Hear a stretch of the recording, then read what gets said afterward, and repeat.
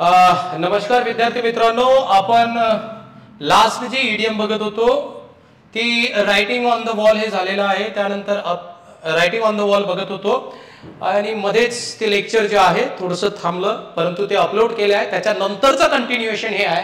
तिथं एक्झाम्पल्स मी एक्सप्लेन केले नव्हते, इथून मी एक्झाम्पल्स एक्सप्लेन करणार आहे. तर नेक्स्ट जे एक्झाम्पल आहे, the warning signs were there for months but he chose to ignore them until the writing was on the wall and his relationship fell apart. जोपर्यंत त्याला माहिती होतं की हे तुटणार आहे, परंतु काय म्हटलेलं आहे यांनी, the warning signs were there for months but he chose to ignore them until the writing was on the wall and his relationship fell apart. त्याला कळत होतं की काहीतरी होणार आहे आणि हे संबंध तुटणार आहे, पण तरी सुद्धा हे जे काही परिस्थिती निर्माण होत होती त्या परिस्थितीला त्याला काय केलंय, इग्नोर केलंय, दुर्लक्ष केलंय. आणि त्यांनी कुठपर्यंत दुर्लक्ष केलंय, जोपर्यंत त्याची रिलेशनशिप काय होत नाही, ब्रेक होत नाही, तोपर्यंत त्यानं दुर्लक्ष केलेलं आहे. रायटिंग ऑन द वॉल म्हणजे काय की एखादी परिस्थिती आणखी खराब होणार आहे किंवा एखादी गोष्ट आता संपुष्टात येणार आहे, अशा गोष्टीचं साईन म्हणजे रायटिंग ऑन द वॉल. एवढं लक्षात घ्यायचं आहे. मग त्याच्यानंतर जे आहे हे सुद्धा पहिलं काय आहे, ignoring the warnings from scientist about the climate change is like ignoring the writing on the wall. आपल्याला जे सायंटिस्ट वॉर्निंग देत आहेत क्लायमेट चेंज बद्दल, ठीक आहे, त्याला इग्नोर करणे म्हणजे एखाद्या गोष्टीचा सत्यानाश होईल, या सत्यानाशाकडे दुर्लक्ष करणे, किंवा एखादी गोष्ट लय खराब होईल, किंवा एखादी गोष्ट आणखी जास्त चिघळेल, किंवा क्लायमेट हे आणखी जास्त खराब होणार आहे, या गोष्टीकडे काय करणे, दुर्लक्ष करणे. आणि क्लायमेट खराब जर झालं, का क्लायमेटची परिस्थिती याच्यापेक्षा आणखी बिघडली, तो ऑब्वियस आहे त्याचे परिणाम सर्वांवर होतील आणि त्याच्यात माणूस सुद्धा आहे, एवढं आपण समजू शकतो. रायटिंग ऑन द वॉलचं तिसरं एक्झाम्पल इथं दिलेलं आहे. Despite reassurances from management the closure of several branches was the writing on the wall for the future of the bank. म्हणजे बँकचा मॅनेजर म्हणत होता की काळजी करू नका, तुमचा जॉब जाणार नाही, पण इथं लक्षात येत आहे ब्रँचवर ब्रँच धडाधड बंद होत आहेत. मग याचा अर्थ काय, ब्रँचेस का बंद होत आहेत, कारण बँकेची परिस्थिती काय आहे, खराब आहे. त्याच्यामुळे आपल्या लक्षात होतं की writing there branches, it is the writing on the wall, म्हणजे परिस्थिती बिघडलेली आहे, खराब आहे, बँकेची अवस्था चांगली नाही, बँक बंद होणार आहे, हे आपल्याला ब्रँच बंद होत आहे त्याच्यावरून कळते. त्यामुळे मॅनेजर किती म्हणत असेल की तुमची जॉब जाणार नाही, आपली बँक एकदम वेल कंडिशन मध्ये आहे, तर त्याच्यावर विश्वास ठेवायचा नाही. म्हणजे कुठेही कंपनीत वगैरे गेलं आणि if you see that company is closing it's branches from other cities, याचा अर्थ they are not doing well, that is the writing on the wall. That's ती जी तुम्हाला सांगते की आता स्विच करण्याची वेळ आलेली आहे. Let us move to the next one. Next one is up and about. Up and about म्हणजे काय, एखाद्या आजारातून बरे होणे, ठणठणीत होणे, चालायला लागणे म्हणजे अप अँड अबाउट. म्हणजे काय, no longer in bed after sleep or and illness. झोप झाल्याच्या नंतर किंवा आजारातून बरे होऊन बाहेर येणे, ठणठणीत होणे, पायावर उभे राहणे, चाला फिरायला लागणे, म्हणजेच काय, अप अँड अबाउट. म्हणजे ठणठणीत, ठणठणीत हा काय होतो, याचा अर्थ होते उभे राहून चालायला लागणे, चालायला लागणे हा एक अर्थ होतो त्याचा, उभे राहून चालायला लागणे. किंवा बरे होणे हा एक अर्थ होऊ शकतो त्याचा, काय होणे, आजारातून बरे होणे, याचा अर्थ आणखी एक काय होऊ शकतो, आजारातून बरे होणे.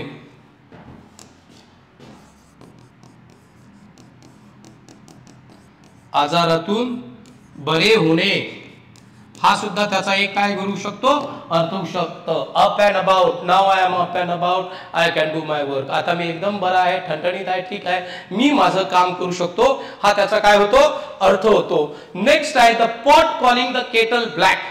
म्हणजे काय, उलटा चोर कोतवाल को दाटे. हा स्वतः चोर आहे, दुसऱ्याला म्हणतो बघ तू चोर आहे. हा स्वतःच काळा आहे, दुसरा म्हणतोय बघ तू काळा आहे. हा स्वतःच जाड आहे, दुसरा म्हणतो बघ अरे किती जाड होतोय तू आणखी, अरे तुझ्याकडे बघ, तुझ्याकडे बघ. म्हणजेच काय, उलटा चोर कोतवाल को डाटे म्हणजे काय, चोराच्या उलट्या बोंबा, या अर्थाने कशाचा उपयोग केला जातो, the pot calling the kettle black. एवढं लक्षात घ्यायचं आहे, ठीक आहे. Shall we move to the next one? The next one is in a brown study. म्हणजे काय, इन अ ब्राउन स्टडीचा अर्थ होतो, समजून घ्या सर्वांनी. इन अ ब्राउन स्टडी ही जी इडियम आहे, या इडियमचा अर्थ होतो एखाद्या गोष्टीत व्यस्त असणे किंवा आपल्या विचारात मग्न असणे, विचारात मग्न असणे याला काय म्हणू शकतो, विचारात मग्न असणे, विचारात मग्न असणे हा त्याचा काय होतो, अर्थ होतो. विचारात काय असणे, मग्न असणे. Why do you look like in a brown study? तू असा विचारात हरवल्यासारखा का वाटतोय? Oh, I am in a brown study because I am pondering over how to get through the exam. मी परीक्षा कशी पास करावी याचा विचार करतोय, म्हणून तुला असं वाटत असेल की I am in a brown study. मला असं का वाटते की you are in a brown study, तू ब्राउन स्टडी माहित असं मला का वाटते. बरोबर आहे ना, तुला वाटणे साहजिक आहे, कारण मी पैसे जास्त कसे कमवायचे ना ह्याचा विचार करतो, एवढं लक्षात घे. म्हणजेच काय, इन अ ब्राउन स्टडी म्हणजे विचारात मग्न असणे. मी कोणत्या विचारात मग्न आहे, पैसे कमवण्याच्या विचारात मग्न आहे. ठीक आहे, अशा प्रकारे वेगवेगळ्या प्रकारे तुम्ही इन अ ब्राउन स्टडी या इडियमचा उपयोग करू शकता. नेक्स्ट काय आहे, डे ड्रीम. नेक्स्ट काय आहे, डे ड्रीम. डे ड्रीम म्हणजे काय, तर such thoughts which are not connected with what you are doing often pleasant sense in your imagination. ठीक आहे, म्हणजे काय, दिवसा स्वप्न पाहणे. दिवसा स्वप्न पाहणे म्हणजे काय आहे की करणं धरणं काही नाही, पण मोठमोठ्या गोष्टीचे स्वप्न पाहणे म्हणजे डे ड्रीमिंग. काय आहे, डे ड्रीमिंग. म्हणजे बसलेला आहे घरीच आणि स्वप्न पाहतोय मी IPS असतो तर मी त्याला पकडीन, मी असं करीन, मी तसं करीन, मी DYSP असतो तर ऑफिसमध्ये जाईल, माझ्या आजूबाजूला लोक असतील, मला सॅल्यूट करतील. अरे पण तू DYSPच नाहीस, कसा होशील, तू MPSCचाच अभ्यास करत नाहीस, तू अजून पुस्तकच हाती घेतलेलं नाही, पण स्वप्न कशाचं आहे, DYSPचं आहे. पुस्तक हाती आहे का, नाही. मग याला म्हणतात डे ड्रीम. याला काय म्हणतात, डे ड्रीम. त्याच्यासाठी आणखी पुढे काही शब्द आलेले असतील, मी सांगेलच. इन अ डेलिब्रेशन नेक्स्ट आहे. म्हणजे इन अ डेलिब्रेशन म्हणजे काय, typically refers to a process of careful consideration और discussion before making a decision और टेकिंग अँड ऍक्शन. ठीक आहे, एखादी गोष्ट विचारपूर्वक करणे म्हणजे इन अ डेलिब्रेशन. एखादी गोष्ट विचारपूर्वक करणे म्हणजे इन अ डेलिब्रेशन. एखादी गोष्ट विचारपूर्वक करणे, विचारपूर्वक करणे म्हणजे इन अ डेलिब्रेशन हा अर्थ होतो, एवढं लक्षात घ्यायचं आहे. चला बोलूया मग आता in a deliberation. Okay, you should perform this activity in a deliberation. हे कृत्य तुम्ही फार विचारपूर्वक करायला पाहिजे. You should study in a deliberation. ठीक आहे, म्हणजे तुम्ही अभ्यास करताना सुद्धा अभ्यास विचारपूर्वक केला पाहिजे, काय अभ्यास करायचा आणि काय नाही. अशा प्रकारे तुम्ही या इन अ डेलिब्रेशनचा प्रयोग करू शकता. त्यानंतर इन अ रेव्हरी. आता इन अ रेव्हरी म्हणजे काय, it refers to a state of dreamy, absent-minded or pleasantly absorbed thoughts. It often describes a mental state which where someone is lost in their own thoughts. Daydreaming याला काय म्हणतो आपण, daydream. In a reverie म्हणजेच काय, in a daydreaming किंवा a daydream हा त्याचा काय होतो, अर्थ होतो, एवढं लक्षात घ्यायचं आहे. आणि यापूर्वीच आपण daydream बद्दल बोललेलो आहे. त्याला सिनोनिम्स काय आहे, तर daydreamला सिनोनिम आहे, सिनोनिम असणारी फ्रेज आहे इन अ रेव्हरी. ठीक आहे, अशा प्रकारे त्याचा काय आहे, सिनोनिम आहे, एवढं लक्षात घ्यायचं आहे. चला बोलूया नेक्स्ट आपल्या इडियम कडे. Leading a dog's life. आता लिडिंग अ डॉग्स लाईफ म्हणजे काय, a very unhappy and unpleasant life. एकदम गचाळ जीवन जगणे. ठीक आहे, याचा अर्थ काय होते, एकदम गचाळ जीवन जगणे, एकदम गचाळ, निकृष्ट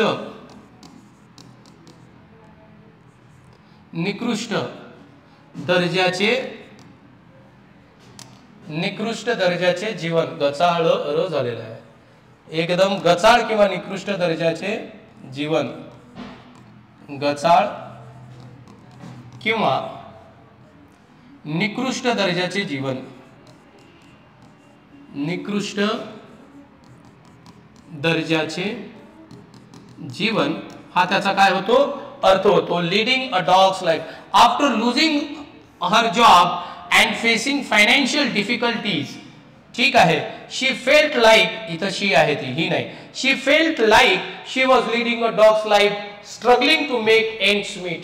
ठीक आहे, तिचा जॉब ज्या वेळेला गेला त्यावेळेला तिला लक्षात आलंय, म्हणजे तिचा ज्या वेळेला जॉब गेला तिला आर्थिक चणचण भासायला लागली, त्यावेळेला लक्षात आलं तिच्या की ती कसं जीवन जगते, एकदम गचाळ जीवन, निकृष्ट दर्जाचं जीवन ती जगते असं तिला वाटलं. हा त्याचा काय होतो अर्थ होतो. Leading dogs life, you can see many people around, की जे कसं कुठलं लाईफ लीड करतायत, they are leading a dog's life, म्हणजे एकदम गरिबीत किंवा एकदम अर्थहीन परिस्थितीत, अर्थहीन म्हणजे ज्याच्याकडे पैसा नाही अशा परिस्थितीत जीवन जगतायत असं आपल्याला लक्षात येतंय.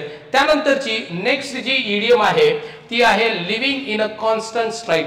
म्हणजे कॉन्स्टंट स्ट्राईक म्हणजे काय, भांडण. स्ट्राईक म्हणजे काय, भांडण. A life in which partners are constantly quarrelling. ठीक आहे. Living in a constant strike, husband and wife sometimes, or in some houses husbands and wife lives in a constant strife.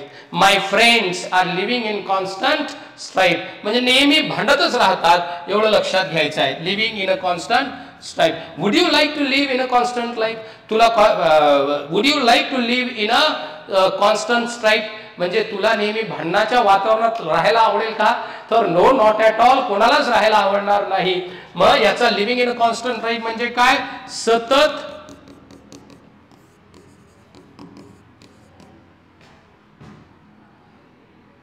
भांडण असणारे जीवन किंवा सतत भांडण करणे हा सुद्धा होऊ शकतो. Just a minute guys.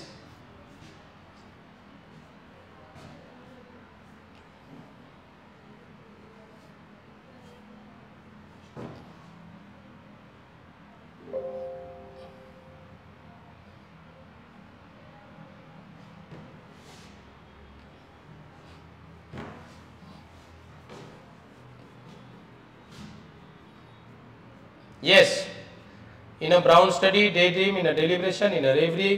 त्यानंतर लिडिंग अ डॉग्स लाईफ म्हणजेच काय, हे झालेलं आहे. Living in a constant strife म्हणजे याचा अर्थ होते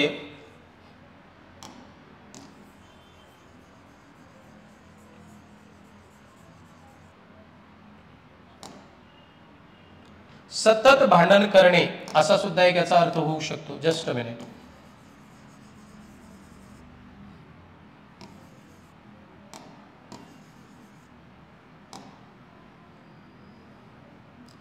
सतत भांडण असणारे जीवन म्हणजे ज्या जीवनात भांडण असतात, हे सोडा असं लिहिताना याला living in a constant life, भांडण असणारे जीवन जगणे.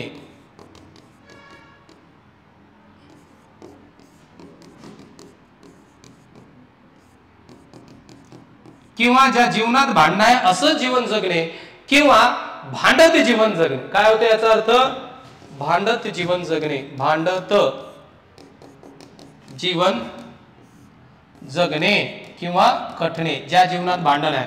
हा मोस्ट प्रोबेबल, हा ठीक आहे, हे सुद्धा बरोबर आहे. पण हा जास्त आणखी भांडत जीवन जगणे, नुसतं भांडत, दुसरं काहीच नाही. काही लोक असतात they always leave in a constant strike, they always leave in a constant strike म्हणजे काय, ते नेहमीच सतत भांडत जीवन जगत असतात. म्हणजे काही लोकांना भांडण केलं नाही तर भाकर सुद्धा गोड लागत नाही, एवढं लक्षात घ्यायचं आहे. ठीक आहे. म्हणून म्हणतो living in a constant strike म्हणजे काय, भांडत जीवन जगणे, भांडण असणारे जीवन जगणे किंवा सतत भांडण असणारे जीवन. नेक्स्ट वन टू, यानंतर आहे स्टर द हॉर्नेस्ट नेस्ट किंवा upset the apple cart. Upset the apple cart याचा अर्थ होते to do or say something that disturbs the peace. ठीक आहे. म्हणजे मधमाशाच्या पोळावर दगड मारणे. आता मधमाशाच्या पोळावर दगड मारला तर काय होईल, माशा उठतील आणि माशा जर उठल्या तर ते कोणाला चावतील, दुसऱ्याला का, दुसरा असेल तर त्यालाही चावतील आणि तुम्हालाही चावतील. अशा प्रकारचं ऍक्टिव्हिटी म्हणजे काय, to stir the hornet's nest किंवा अपसेट द ऍपल कार्ट म्हणजेच काय, to do or say something that disturbs the peace. Okay, लक्षात घ्यायचं एक उदाहरण घेऊया आपण. ठीक आहे. Everybody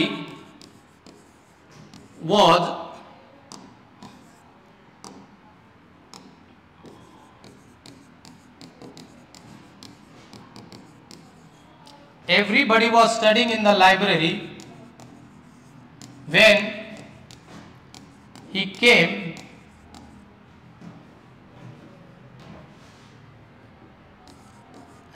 and shouted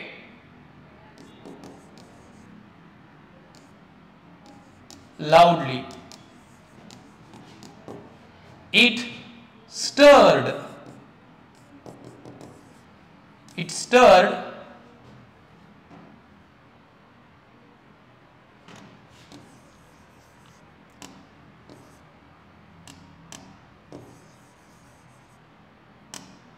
it stirred the hornet nest. The hornet's nest in the library. एवढं लक्षात घ्यायचं. Everybody was studying in the library. In the library आहे का? इन द लायब्ररी हे इथं लिहितो. In the library when he came and shouted लाऊडली.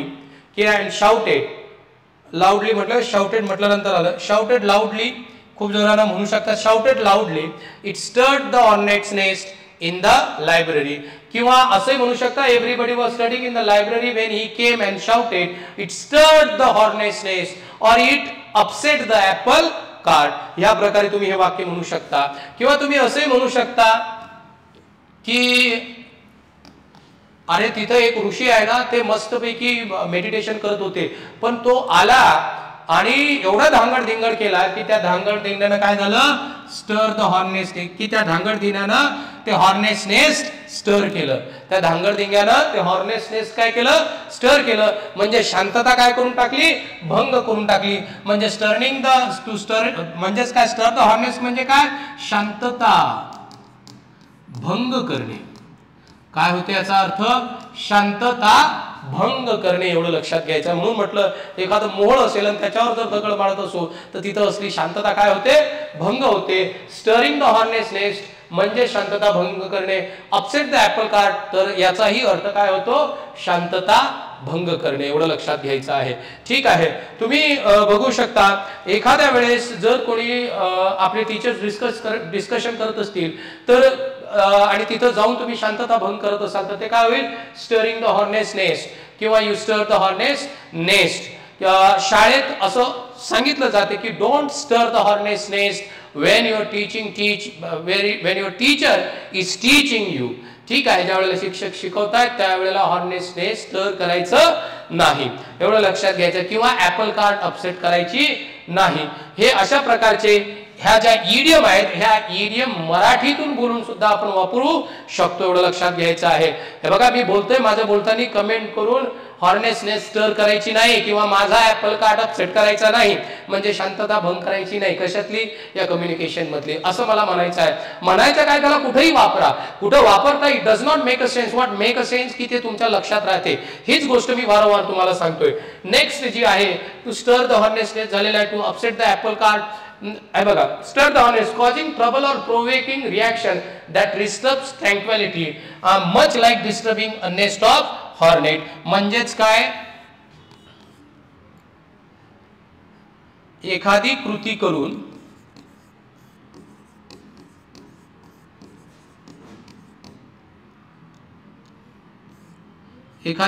करून शांतता भंग करणे. शांतता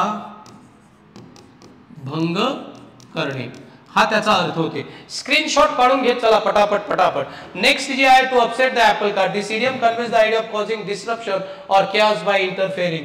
परत त्याचाच अर्थ तोच होते. काय होते? शांतता भंग करणे. ठीक आहे. शांतता भंग करणे हा याचा सुद्धा तोच अर्थ होतो. Don't upset the apple cart. त्याच्यानंतर आहे टू होल्ड वन्स टंग. आता टू होल्ड वन्स टंग याचा अर्थ काय होतो? तर याचा अर्थ होतो, आय नो दॅट प्रकाशाने तुम्हाला दिसत नसेल तिथं, तर याचा अर्थ होते, मी वाचताना काय वाचतोय, लिहिताना तुम्ही लिहून घ्या वाटल्यास, तर वाचताना मी वाचतो to be silent say nothing. To be silent say nothing. ही त्यानंतर to remain silent or refrain from speaking specially when it is prudent to do so. एखाद्या ठिकाणी तुम्ही जिथं बोलायला नाही पाहिजे तिथं न बोलणे, that means to hold your tongue or to hold one's tongue. Hold your tongue before you utter the word. ठीक आहे, जिभेला आवर घाल बोलण्याच्या आधी. म्हणजे टू होल्ड वन्स टंगचा अर्थ काय होतो? जिभेला आवर घालणे. मराठीत काय अर्थ होतो याचा? जिभेला आवर घालणे. ठीक आहे, काय होतो? जिभेला आवर घालणे असं म्हणतो ना. He is your father, hold your tongue before you speak any extra word to him. ठीक आहे, एखादा जास्तीचा शब्दही त्यांच्याशी बोलताना तू विचार करायला पाहिजे, कारण ते काय आहे? तुझे वडील आहेत. म्हणजे काय? तू तुझ्या जिभेला काय घालायला पाहिजे? आवर घालायला पाहिजे. भांडणात आपण म्हणतो ना, होल्ड युअर टंग और I will make you upside down, उलटा करके मारूंगा असं आपण म्हणू शकतो. त्यावेळेला एक लक्षात घ्या, आपण काय म्हणू त्यावेळेला आपण हे जे टू होल्ड युअर टंग म्हणतो त्याचा अर्थ होतो जिभेला आवर घालणे. त्यानंतरची जी नेक्स्ट आहे ती नेक्स्ट काय आहे बघूया आपण.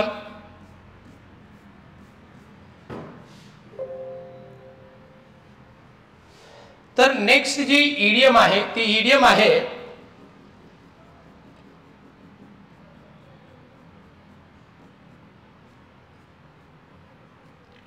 To see eye to eye with. To see eye to eye with म्हणजे काय? एखाद्याशी सहमत असणे एखाद्या गोष्टीवरती. एखाद्या गोष्टीवरती एखाद्याशी सहमती असणे. सहमती असणे. उदाहरणार्थ उदाहरण आहे. ठीक आहे. He said to her, I love you, and she saw him eye to eye. That means she shown her agreement to him. That means she showed her agreement to him. म्हणजे तिनं काय म्हटलं त्याला? तिनं त्याला होकार दर्शविला. हा त्याचा काय होतो? अर्थ होतो. एवढं लक्षात घ्यायचं आहे. ठीक आहे. I asked him for help and he saw eye to eye with me. म्हणजे काय? त्यानं त्याला काय दर्शवली? संमती दर्शवली. To see eye to eye म्हणजे काय? संमती दर्शवणे. काय होते याचा अर्थ? संमती दर्शवणे. संमती दर्शवणे हा त्याचा आणखी एक अर्थ होऊ शकतो. एवढं लक्षात घ्यायचं आहे. त्यानंतर नेक्स्ट जे आहे मी सांगितलेलं आहे, when I asked him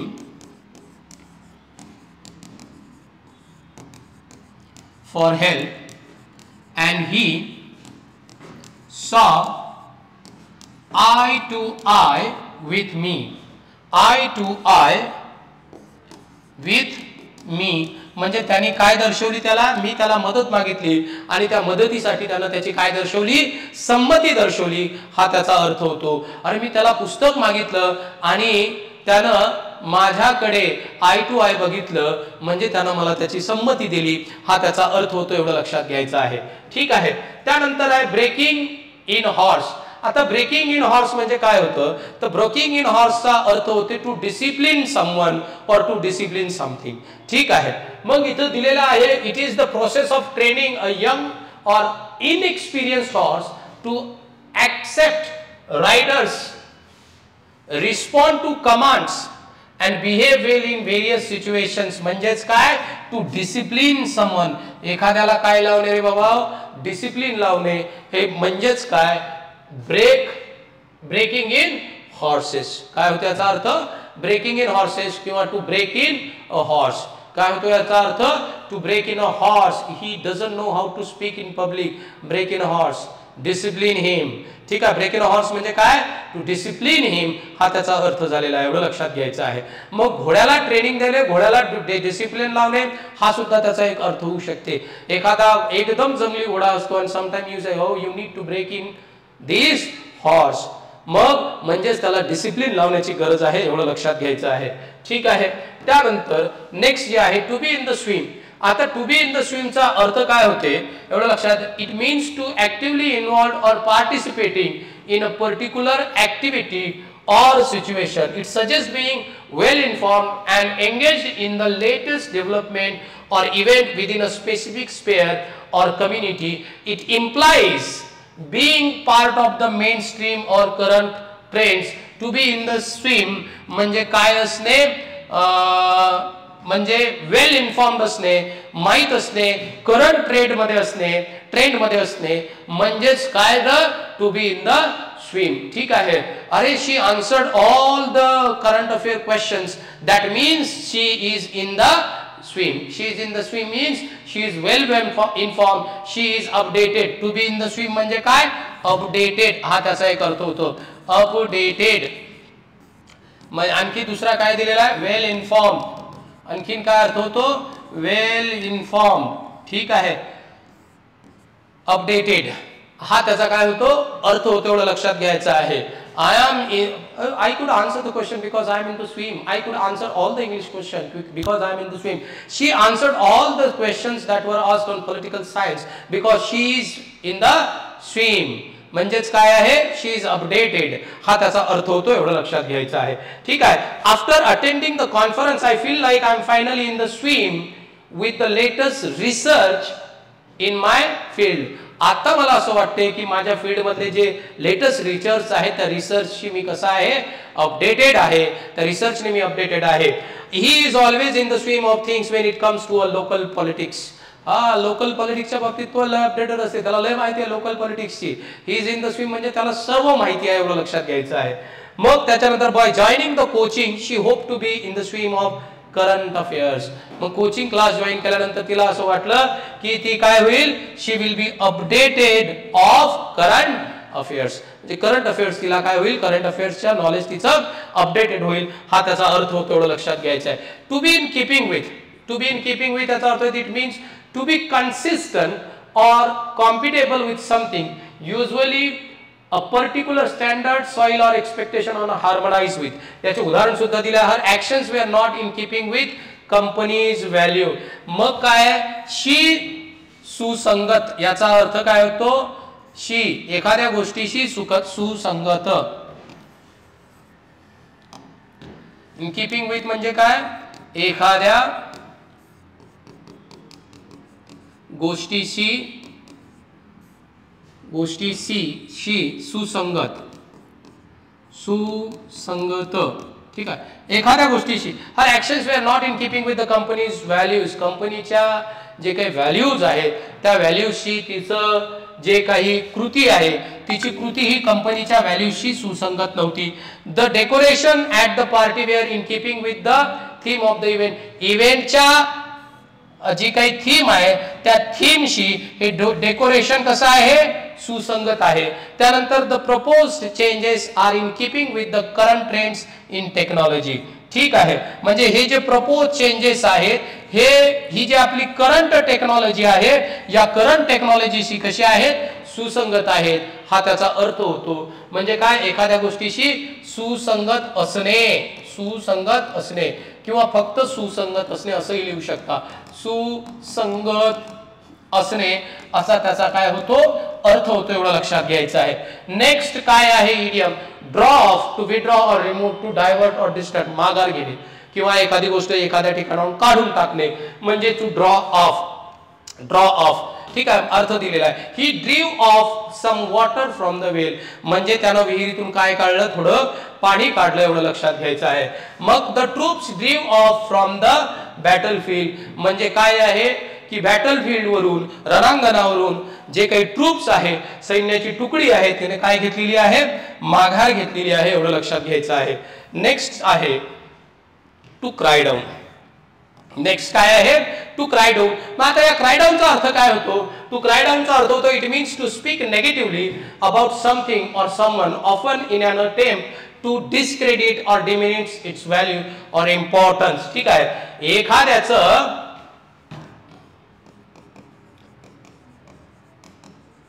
एखाद्याची प्रतिष्ठा मलिन करणे. एखाद्याची प्रतिष्ठा कशी करणे? मलिन करणे. या अर्थाने टू क्राय डाऊनला आपण काय करू शकतो? वापरू शकतो. एवढं लक्षात घ्यायचं आहे. मग the rival company try to cry down our product in order to boost sales of their own. आमची जी कॉम्पिटिटर कंपनी आहे तिनं काय केलं की त्यांच्या प्रोडक्टचा माल, त्यांचं जे प्रोडक्ट आहे त्यांचं जास्त सेल होण्यासाठी आमच्या प्रोडक्टचं त्यांनी काय केलेलं आहे? जी प्रतिष्ठा आहे आमच्या प्रोडक्टची, त्या प्रोडक्टला काय, त्या प्रतिष्ठेला काय केलेलं आहे त्यांनी, मलिन केलेलं आहे, एवढं लक्षात घ्यायचं आहे. त्यानंतर instead of offering constructive feedback he just cried down her efforts. ती he just cried down her efforts म्हणजे काय, he spoke negatively about her efforts, हा त्याचा अर्थ होतो.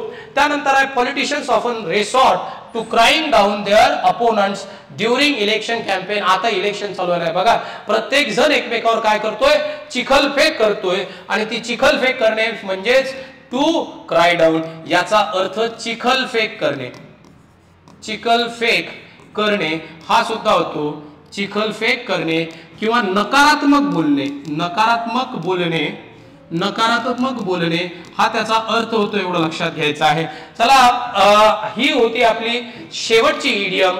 आता नेक्स्ट लेक्चर मध्ये आपण काय बघणार आहोत, ही ह्या जेवढ्या इडियम्स मी या 2 लेक्चर मध्ये घेतलेल्या आहेत, आजचं आणि याच्या आधीचं, किंवा 3 लेक्चर्स 3 व्हिडिओ झालेले आहेत, या 3 व्हिडिओवर आधारित जेवढ्या इडियम्स आहेत, वन वर्ड सबस्टिट्यूशन किंवा फ्रेझल वर्ब्स मी इथं शिकवलेले आहेत, त्याच्यावरती क्वेश्चन्स कसे विचारलेले आहेत, त्या क्वेश्चनचा अनालिसिस आपण नेक्स्ट लेक्चर मध्ये घेणार आहोत.